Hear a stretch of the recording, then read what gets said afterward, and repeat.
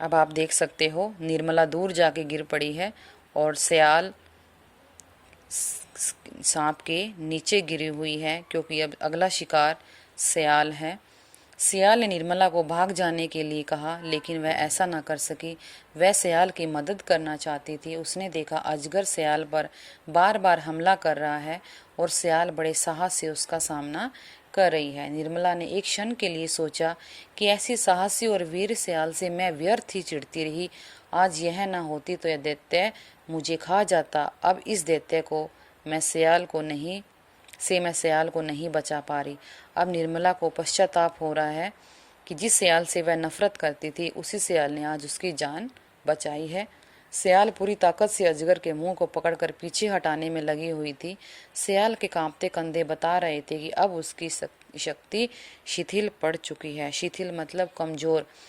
सियाल तब से बहुत जोर कोशिश कर रही थी, बहुत साहस दिखा रही थी, लेकिन ऐसा समय आ गया कि अब उसको लग रहा है कि वो कमजोर पड़ने लग गई। सांप बड़ी जोर से फुफकारा।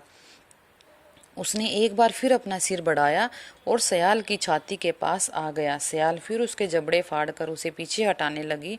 उसने एक बार फिर निर्मला को भाग जाने के लिए कहा। तभी निर्मला ने देखा कि अजगर सियाल को गिराकर उसके ऊपर पड़ा है। एक क्षण के लिए सियाल बिल्कुल जड़ हो जाना, बिल्कुल चुप पड़ जाना। ऐसा लग नहीं रहा था कि उसके अंदर सांस है। बहुत भयानक दृश्य था। भयानक होता है डरावना। सांप सियाल को निगलना चाहता था और सियाल हिम्मत से उसका मुकाबला कर रही थी। उसकी आवाज़ कमज़ोर हो गई थी। निर्मला ने सियाल की धीमी आवाज़ सुनी, भाग जा निर्मला। लेकिन निर्मला अब कैसे भागती? अपनी सहेली को मौत के मुंह में डालकर भाग जाती। अब सियाल को पता है कि अब उसकी शक्ति खत्म हो चुकी है, वह मरने वाली है, लेकिन इस हालात में भी वह निर्मला को कह रही है कि तुम यहाँ से भाग जाओ। तभी उसने देखा कि सियाल में अद्भुत शक्ति आ गई है। उसने एक बार में उस दैत्य को झटक कर दूर फेंक दिया और बिजली की तरह भाग खड़ी हुई। भाग चल निर्मला, मवेशियों को भी चल। और उसने इतनी हिम्मत दिखाई कि उसने सांप को भी दूर फेंक दिया। अब निर्मला भी भागने लगी। उसने पीछे मुड़कर ना तो देखा और न ही देखने का साहस कर सकी। बस भागती रही। कुछ देर बाद पीछे पीछे सियाल भी आ गई और निर्मला का हाथ पकड़कर दौड़ने लगी। वे दौड़ती हुई वहां जाकर रुकी जहां मवेशी शांति से चर रहे थे और कोई खतरा नहीं था। दोनों बड़ी देर तक हाँफती रही, बिना कुछ बोले एक दूसरे को देखती रही, क्योंकि वो दोनों डर गई थी। इसलिए डर के मारे उनके पसीने छूट रहे थे और उनको सांस चढ़ी हुई थी, क्योंकि काफ़ी देर तक सियाल ने सांप के साथ लड़ाई की थी। अचानक निर्मला की आंखों से आंसू बहने लगे। उसके होठ थरथरा उठे। अचानक से निर्मला रोने लग गई। उसने सियाल से कहा कि अगर वह ना होती तो सांप उसे मार डालता। सियाल ने उसे धैर्य बंधाया और कहा कि सब ठीक हो जाएगा। निर्मला ने सियाल को इस तरह देखा जैसे आज पहली बार वह उसे पहचान पाई है।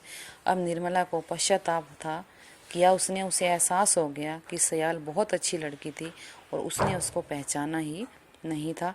निर्मला ने कहा, सियाल, मैं तुम्हें अपनी मोतियों की माला भेंट में देना चाहती हूँ, लेकिन क्यों? अगर तुम्हारी जगह मैं होती तो तुम भी तो मेरी मदद करती। निर्मला ने शर्म से अपना सिर झुका लिया। उसने अपने गले से माला उतारकर सियाल को देते हुए कहा, इसे ले लो, वह तुम्हारे स्नेह की याद दिलाएगी। अब वो उसे पहचान गई और उसको भेंट कर रही है। जो सबसे महंगी कीमती माला उसके गले में थी, वो सियाल को वो भेंट कर रही है। सियाल बड़ी देर तक निर्मला की आंखों में देखती रही। फिर उसके थके पीले चेहरे पर अचानक एक मुस्कान फैल गई और वह भाव भरे स्वर में बोली, लूँगी, जरूर लूँगी। तो बच्चों, आपने इस कहानी में देखा, पहले दोनों एक दूसरे से ईर्ष्या करती थी, लेकिन उसके बाद सियाल ने बहुत साहस दिखाया। उसको पता था निर्मला नफरत करती है, लेकिन फिर भी सियाल अच्छी मन की होने के कारण बहुत अच्छी लड़की थी, उसकी जान बचाई और अंत में निर्मला को पश्चाताप हुआ और उसने सियाल को पहचान लिया। उसने गलती मानी कि सचमुच मैं गलत हूँ और सियाल बहुत अच्छी है, और अंत में उसने माला भेंट कर दोबारा से वो अपने दोनों मित्र बन गए। धन्यवाद।